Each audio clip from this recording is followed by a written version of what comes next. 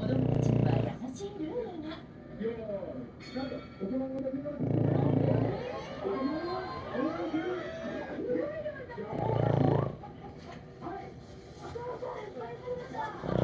母さん9本、娘95本、合計100本。1日7個売れる千葉県民が愛するご当地弁当。それが買えるのが内房エリアを中心に11店舗あるこちらのおしまり屋。手作りのおにぎりやお惣菜をはじめ